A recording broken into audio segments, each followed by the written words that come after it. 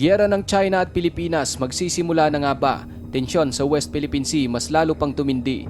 Mga tauhan ng Philippine Navy dinisarmahan ng China Coast Guard at kinuha pa maging ang kanilang mga cellphone. Inflatable boat, binutas at hinostage ang mga bangka. Abangan kapatid ang kompletong mga detalye, pero bago tayo magpatuloy, isang like lang po ang hinihingi ko para sa videong ito. Malaking bagay na po yan bilang suporta sa ating bawat ina-upload. Back to the video.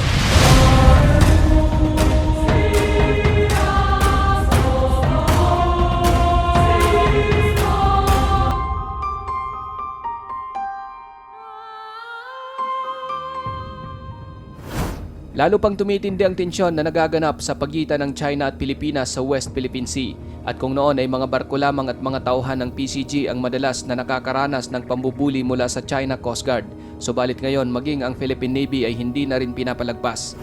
Hindi lang medyo nakakabahala ang panibagong insidenteng nangyari sa pagitan ng mga barko ng China at Pilipinas. Napakamapanganib na po nito dahil anumang oras posibleng mauwi sa isang digmaan ng mga pinagagawa ng China. Hindi na bago sa atin ang paulit-ulit na panggigipit at panghaharang ng CCG sa mga barko ng Philippine Coast Guard sa tuwing magsasagawa ito ng resupply mission. Ngunit sa pagkakataong ito, hindi na mga tauhan ng Philippine Coast Guard ang kanilang binanatan, kundi mga sundalo na po mismo ng Pilipinas, ang Philippine Navy. Matindi ang ginawa ng mga tauhan ng China Coast Guard sa 8 miyembro ng Philippine Navy na nooy nagsasagawa ng rotation and resupply mission sa Ayungin Shoal, kung saan walang pag-aalinlangan nilang binangga ang bangka na sinasakyan ng mga sundalo ng Pilipinas. Matapos nilang banggain ng bangka, kinaladkad pa ito ng kanilang barko at binutas kahit batid nila na naroon ng mga sundalo. Hindi pa nakontento ang mga Chino matapos nilang masaksihan ng kalunos-lunos na sinapit ng sasakyang pandagat ng mga sundalo ng Pilipinas. Sumampa pa ito sa bangka at lakas loob na kinuha ang mismong mga baril ng sundalo na nakatago sa isang lalagyan. Maging ang kanilang mga cellphone ay kinulimbat din at sinira ang makina ng kanilang bangka sa pamamagitan ng daladala nitong maso. Binasag ang salamin at ang masakla pa. Hinostage pa umano ng mga ito ang 4 na bangka ng sundalo. Sa naturang insidente, hindi lang ang bangka na sinasakyan ng Philippine Navy ang napinsala. Dahil sa mga oras na iyon, naputulan din ng hinlalaki ang isang sundalong Pinoy dahil sa pakikipagbuno nito na makaiwas ang kanilang bangka mula sa pagbangga ng barko ng China. Una nang sinabi ng AFP at PCG mga kapatid na talagang dedepensahan nila ang soberanya at mga mangingisdang Pilipino na malimit na pumapalaot sa West Philippine Sea. Kasunod ito sa pagpapatupad ng China na huhulihin nila ang mga dayuhang barko o mga mangingisda na nasa katubigan ng kanila raw teritoryo na tumutukoy sa West Philippine Sea. Ngayon mga kapatid, ang naturang pambabangga ng CCG sa bangka ng Philippine Navy ay nangyari sa loob mismo ng Exclusive Economic Zone ng Pilipinas, kung kaya't legal at naaayon sa international na batas ang mga operasyon dito ng Philippine Navy at PCG. Ngunit ayon sa tagapagsalita ng China Coast Guard, lumabag daw ang Pilipinas sa pangako nito na hindi na magpapadala ng supply ship at inflatable boat sa Ayungin Shoal. Kaya bukod sa pagbigay ng warning ng CCG at pagharang, may karapatan daw na sumampa ang China Coast Guard sa bangka ng Philippine Navy at mag-inspection sa loob nito. Ang nasabing mga insidente mga kapatid ay labis na ikinainit ng ulo ng ating mga kababayan. Maraming mga nagsasabi na bakit pinabayaan lang umano ng ating mga sundalo na sumampa sa kanilang bangka ang mga tauhan ng China Coast Guard at kunin ang kanilang mga baril. Marami rin ang nagsasabi na isa raw itong malaking pang-iinsulto sa Pilipinas kung kaya't bakit hindi pa raw tayo pumalag at magdeklara ng giyera laban sa China. Ngunit ayon kay General Romeo Brawner, hindi naman daw basta hinayaan na lang ng mga sundalo na gawin iyon sa kanila ng mga Chino.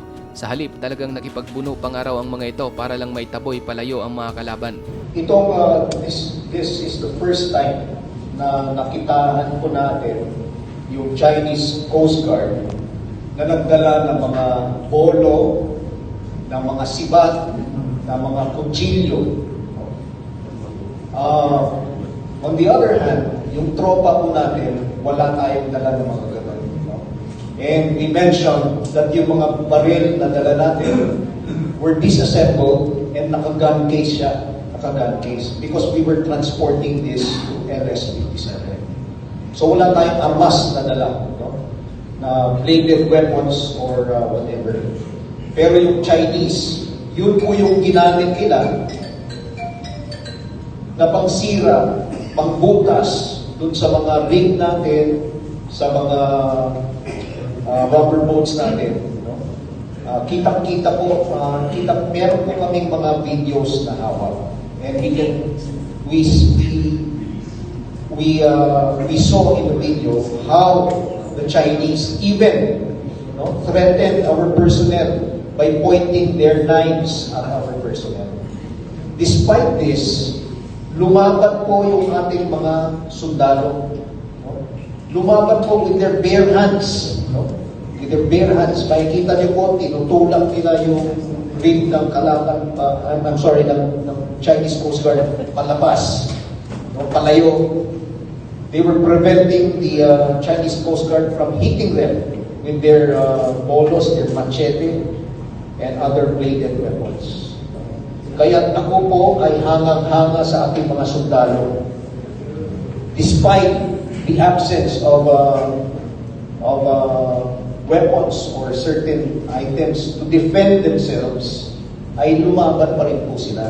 Gusto ko pong tanggalin yung impression na yung mga sundalo po natin ay hinayaan nila yung mga Chinese Coast Guard na kunin lamang yung ating mga kagamitan, sirain yung ating mga boats. Hindi po natin hinayaan sila. Lumaban po tayo. But then again, may mga limitations po tayo. Because, number one, we were outnumbered. Yung dalawang rig natin, ang katapat niya, 8 na rigs na Chinese Coast Guard. Hindi lang po rigs, may mga steel hull na mga boats pa rin sila na binabangga dun sa ating mga rigs. So, talaga pong hangang-hanga ako sa sundalong Pilipino, sa ating mandirigma, mandaragat, pati na rin po yung ating mga Coast Guard because of the restraint that they practice. Dahil napakalapit po nun yung pinangyarihan nito dun sa LS-57. And as you all know, LS-57 is also armed. May mga armas po tayo, but we did not use those. We did not use those because our objective is that while we want to bring supplies to our troops following international laws, our objective is also to prevent war. Ayaw po natin na magkaroon ng gera. Thank you.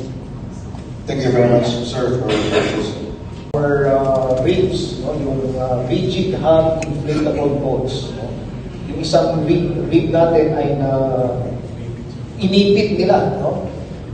Marami po kasi silang mga dineploy na mga rigs nila. So, yung isang rig natin, inipit nila. And then, sa kanila binoard. But of course, yung tropa natin, prevented, trying to prevent them.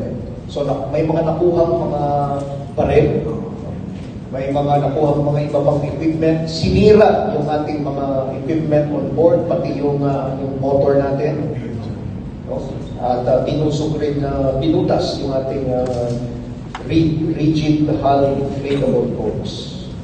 So our action now is that we are demanding that the Chinese return our rifles and our equipment.